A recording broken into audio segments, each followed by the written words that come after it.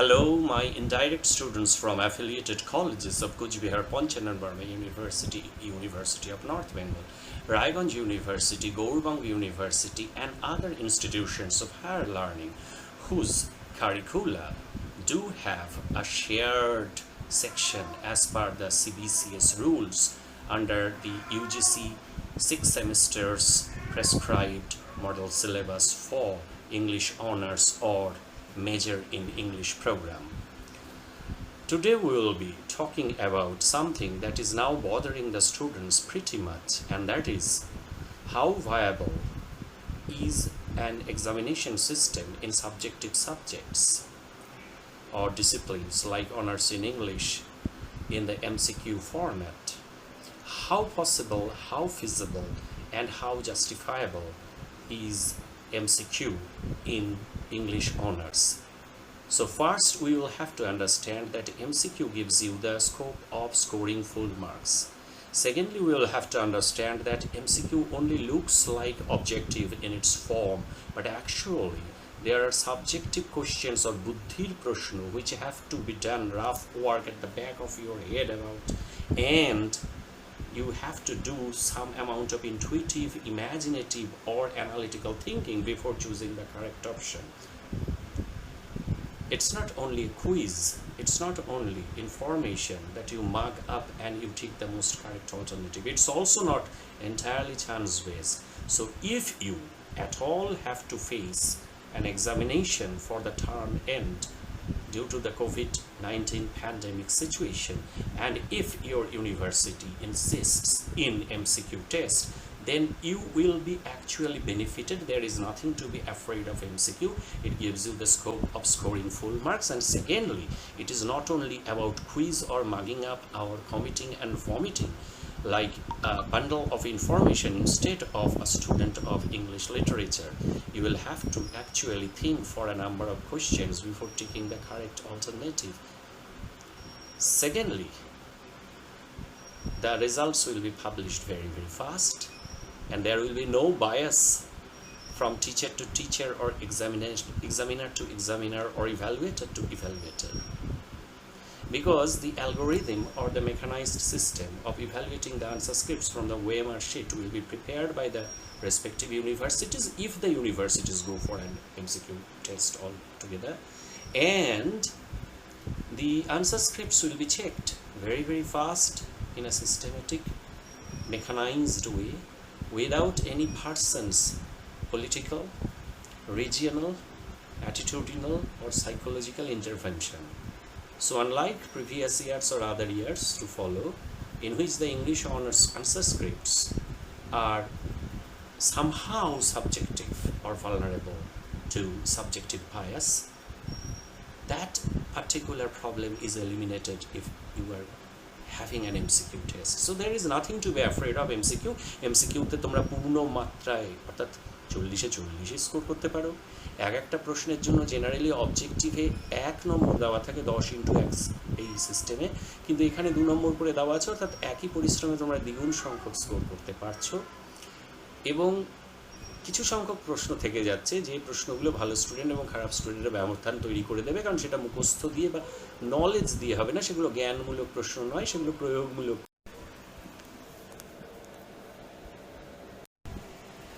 আর একটা অস্বস্তিকর নয়, আশ্বস্তকর পরিস্থিতি হচ্ছে যে একজন পরীক্ষার্থী খুব সুনিশ্চিত থাকতে পারবে যে অন্য একটি মহাবিদ্যালয়ের ছাত্র বা ছাত্রী একই সংখ্যক উত্তর লিখে একই সংখ্যক সঠিক উত্তর প্রদান করে যে নম্বরটা পাবে সেও সেই নম্বরটা পাবে। তার কারণ এখানে যেহেতু প্রশ্নগুলো MCQ OMR শিটে তোমরা উত্তর করছো, যার আনসার কি অলরেডি নিশ্চয়ই পরীক্ষার্থীদের কাছে না থাকলেও পরীক্ষকদের কাছে থেকে যাচ্ছে, এবং তাতে করে একটা হোমোজিনিটি অফ ইভ্যালুয়েশন বা একটা মূল্যায়নের সমসত্বতা তৈরি হবে। And last but not the least, you will be prepared with a rehearsal for বৃত্তিমূলক পরীক্ষা very soon that you will have to face for being established in your life, seeking employment, because all the employment elimination tests and some higher learning institutions entrance test also is either partially or fully MCQ. So you will have some kind of a rehearsal which other year students don't have as part of their BA program or honors program. সুতরাং MCQ কে ভয় পাওয়ার কিছু নেই। আজকে আমরা যে টেক্সটটা দেখব, today the text that we will analyze is there in Kuchbehar Panchanan Burma University syllabus. But I mean, if you go through the examples or instances which I give, then you will, in spite of that text probably not being in your syllabus if you are from a different university, you will definitely be benefited in seeing what are the different tricks and what are the different skills and what are the different aptitudinal developments that can be easily inculcated in the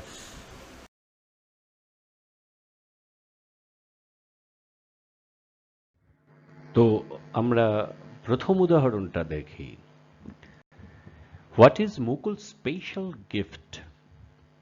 এবার বলে রাখা ভালো, এখানে gift বলতে উপহার বা উপঢৌকনের কথা বলা হচ্ছে না।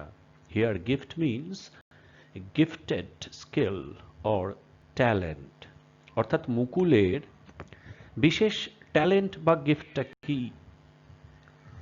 দি answers: he is a clairvoyant, he is an empath, he is a hypnotist, he is a past life regressionist. Now Mukul is the child on whom the mystery as well as unraveling the mystery, namely the detective activity, both of these focus. Mukul is a small boy.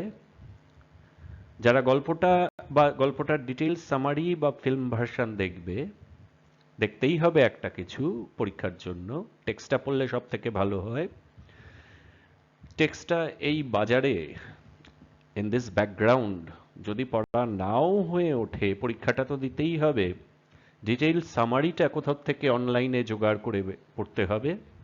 সেটাও যদি সম্ভব না হয়, সোনার কেল্লা ফিল্মটা অবশ্যই দেখতে হবে, যদিও film version, original Bengali scripted version এবং ইংলিশ ট্রান্সলেটেড ভার্সন, এই তিনটের মধ্যে বেশ কিছু তারতম্য রয়েছে।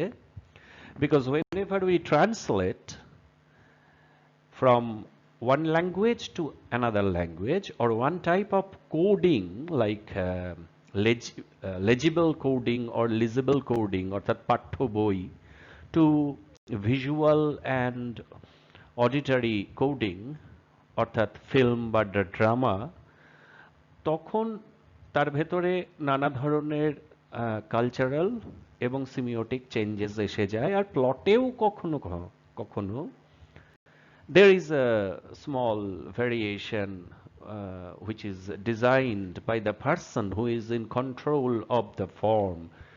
Author হলে author, translator হলে translator, কিংবা film director হলে director। তো যাই হোক, যে কোনো ফরম্যাটেই দেখবে যে মুকুলের স্পেশাল গিফটটা হচ্ছে যে সে পূর্বজন্মের কথা মনে করতে পারে। Now clairvoyant, the first option given here, means যে ফিউচার দেখতে পায়, অর্থাৎ ফরচুন টেইলার বা soothsayer বা someone who can envision the future। Mukul past দেখতে পায়। এখানে যে চারটে অপশন আছে, সবথেকে স্মার্ট স্টুডেন্টরা বেছে ফেলবে যে পাস্ট লাইফ কথাটা নাম্বার 4 অপশনে আছে। অর্থাৎ কেউ যদি রিগ্রেশনিস্ট শব্দের অর্থ নাও জানে, even then it is not impossible for that student to crack that this is the correct option. Empath মানে যদি নাও জানে, hypnotist মানে যদি নাও জানে, যেহেতু মুকুল পাস্ট লাইফ দেখতে পারে, তাই অপেক্ষাকৃত দুর্বল স্টুডেন্ট এই পাস্ট লাইফ ফ্রেজটা দেখে এখানে রিস্কটা নিতে পারে। It's a risk worthy of being taken. আর এমপ্যাথ মানে যারা জানে, যে empath means someone who can merge into the soul of another person and see that other persons, past, present, future. So it's like a mind reader, so to say. যেটা মুকুল পারে না। আর hypnotist, মুকুল তো গল্পে নিজেই হিপনোটাইজড হয়ে বসেছিল, সুতরাং সে আর কি করে হিপনোটিস্ট হবে। সুতরাং these are discarded and number 4 option has to be chosen.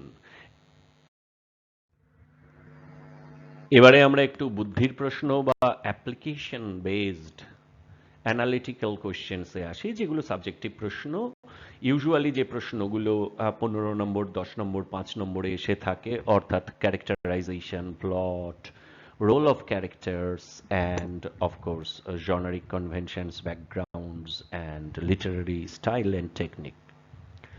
The element that Jatayu introduces to the narrative is, number 1, only farce. Farce means situational comedy, প্রায় ভাড়ামো জাতীয় একটা হাস্য কৌতুক, যার ভেতরে উইট বা ডেলিবারেট ইন্টেলিজেন্স নেই। Mistakes are being committed by a comic figure and the mistakes are drawing our criticism in form of laughing at that character. এটা হচ্ছে ফার্স। আমরা সেই ক্যারেক্টারের বুদ্ধি অনুযায়ী, ইচ্ছা অনুযায়ী হাসছি না, সেই ক্যারেক্টারের প্রতি আমরা হাসছি এবং হাসিটা একটা তিরস্কার বা ভর্ৎসনা।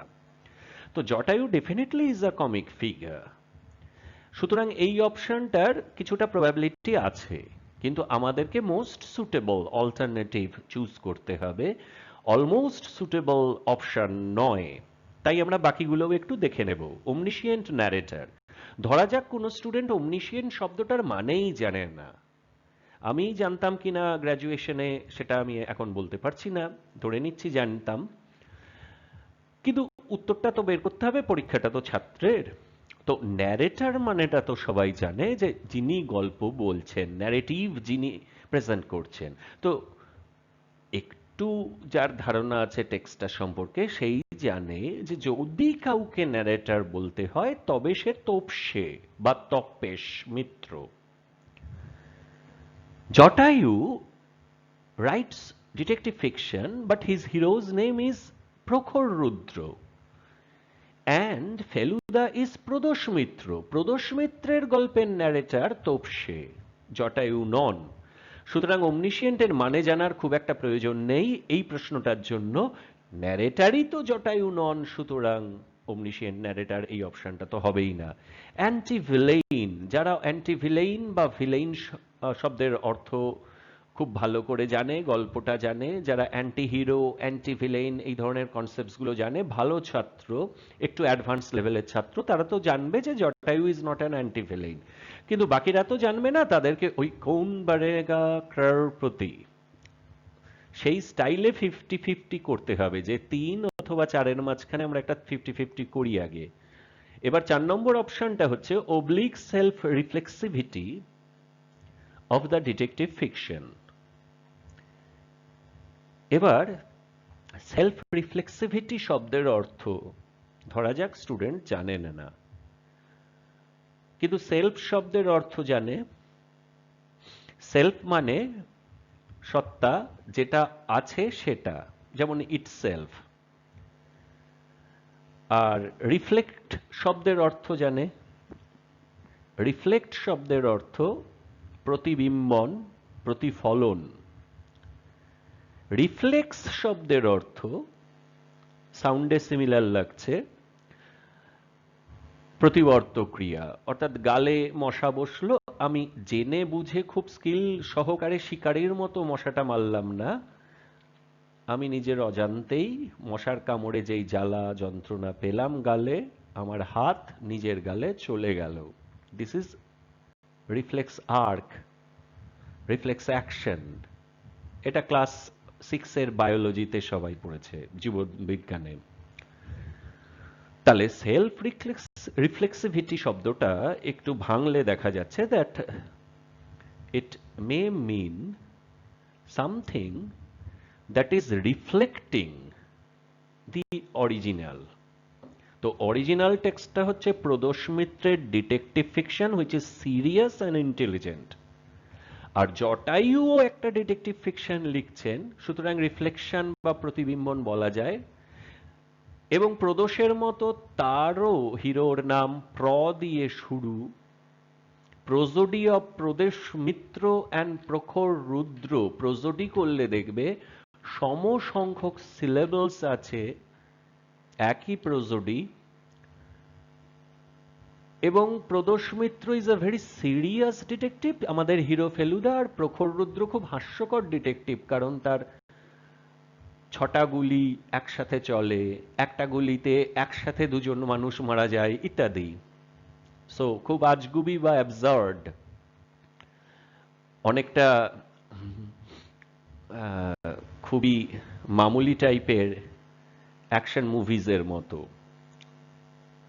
তো সেদিক থেকে the story that Jatayu or Lalmohan Ganguly writes about a detective is a reflection, a commentary upon an ironical reiteration or repetition of the story that Satyajit Ray himself is writing.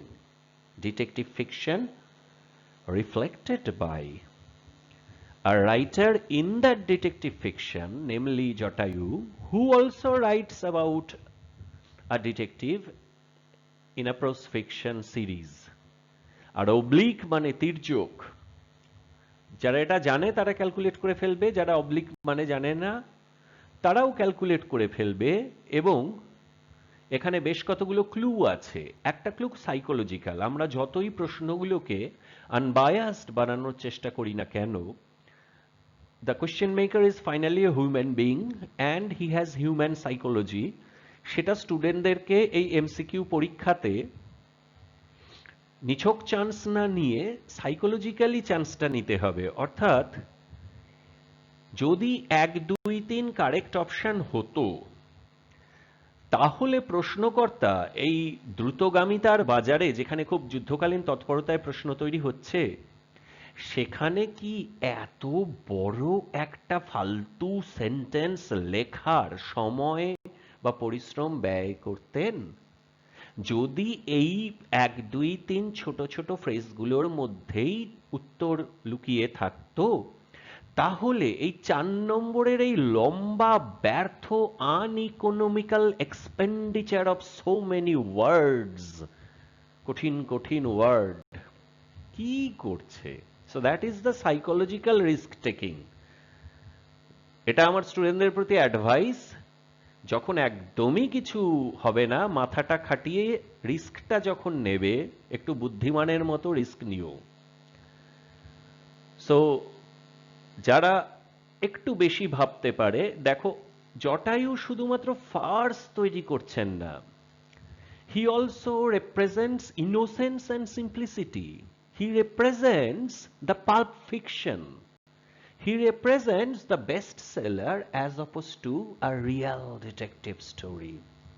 And he writes just like Satyajit Ray writes stories about a detective. So, এই 4 নম্বর অপশনটাই বেশি সমীচীন মনে হচ্ছে, and that is the correct option. Then we come to the next question about character. Which of the following archetypes, ধরা যাক কোন student আর্কেটাইপস মানে জানে না, টাইপস মানে তো জানে, আর্কে কথা ভুলে যাক। Which of the following types, এই দুর্বল স্টুডেন্ট এভাবে প্রশ্নটা রিড করুন, does সিধু জ্যাঠা fall into? Options: number 1, the jester. Sidhu জ্যাঠা কি বিদূষক?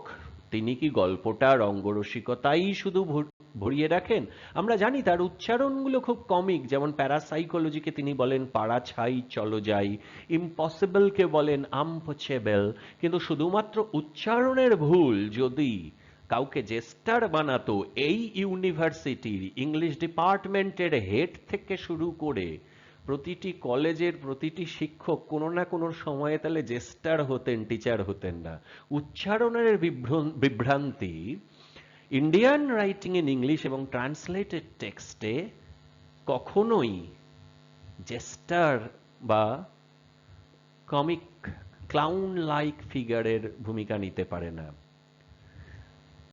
3 number option, trickster. Shidhu Jetha is not a trickster, everybody knows. Shadow. Shadow is a kind of archetype যেটা is something like an alter ego. যেমন ধরা যাক doctor জেকিলের mister hide, কিংবা কোনো কোনো গল্পে দেখা যায় যে যে হিরো তারই আবার আনকনশিয়াস পার্টটা, অবচেতন মনের একটা পার্ট ভিলেনের রোল প্লে করছে। সিধু জ্যাঠার মধ্যে এরকম কোনো বাইফার্কেশন বা স্প্লিট ক্যারেক্টার গল্পে দেখা যায় না। আর যারা উত্তরটা একদমই জানবে না, মানে সিধু জ্যাঠা নামটা এই প্রথম শুনলো এরকম মনে হচ্ছে পরীক্ষা হলে, because of nervousness let's presume and not because of lack of practice, তারা এটুকু বুঝতে পারছে যে জ্যাঠা মানে জেনারেলি আমাদের বেঙ্গলি স্ল্যাংয়ে পাকামো, উইজডম, পক্কতা, বুদ্ধির পক্কতা ইত্যাদি অর্থে ব্যবহৃত হয়, তাই ওয়াইজ। অ্যান্ড জ্যাঠা বাবার থেকেও বড়, বাবার বড় দাদা, সুতরাং he must be old man. সুতরাং ফ্রেজাল সিমেট্রি, ফ্রেজাল অ্যাফিনিটি দিয়ে নাম্বার 2 অপশনটাকে রিস্ক নিয়ে বেছে ফেলবে দুর্বল স্টুডেন্ট, আর যে ভালো স্টুডেন্ট সে তো উত্তরটা জানেই। Last question for today. The film version of the text is generically, মানে literary type অনুযায়ী, genre বা genre অনুযায়ী কোন প্রকৃতির? A whodunit, a how catch 'em, a courtroom thriller, a serial killer mystery. তো প্রথমে জানতে হবে যে এগুলো হচ্ছে ডিটেকটিভ ফিকশনের ক্লাসিফিকেশন বা বিভিন্ন রকমের ডিটেকটিভ ফিকশনের নাম। হুডানিট, এখানে ক্রিমিনাল কে সেটা লাস্টে বেরোয়, শুরুতেই বেরোয় না। হাউ ক্যাচেম, এখানে কে কে অপরাধ করলো মোটামুটি শুরুর দিকে দেখিয়ে দেওয়া হয় অডিয়েন্সকে, এবং ডিটেকটিভ বাদ দিয়ে, পুলিশ এবং ডিটেকটিভ বাদ দিয়ে বাকি সকলে অর্থাৎ অডিয়েন্স আয়রনিক্যালি জানে যে অপরাধী কে। তাকে how to catch them, detective কিভাবে ধরতে পারে, সেই সাসপেন্সেই, সেই হিচককিয়ান সাসপেন্সেই অডিয়েন্স এই ফিল্মটা দেখতে থাকবে। তো হুডানিট তো ফিল্মটা নয়, কারণ ফিল্মের শুরুতেই দেখিয়ে দেওয়া হয়েছে যে রিয়াল ডক্টর হাজরাকে সরিয়ে মুকুলকে কবজা করছে 2 গুন্ডা এবং তারাই ক্রিমিনাল। সুতরাং তাদের কি করে ধরা যাবে, হাউ ক্যাচেম, এটাই কারেক্ট অপশন। আর কোর্টরুমে তো গল্পটা যায়নি, এবং এখানে মার্ডারের চেষ্টা হয়েছে, কিন্তু সেই অর্থে বেশি মার্ডার টার্ডারের গল্প নেই। সুতরাং এটা সিরিয়াল কিলার মিস্ট্রি হতেই পারে না। 1, 3, 4 বাদ হাউ ক্যাচেম এই জনারটাকেই পিক আপ করতে হবে মাথা খাটিয়ে।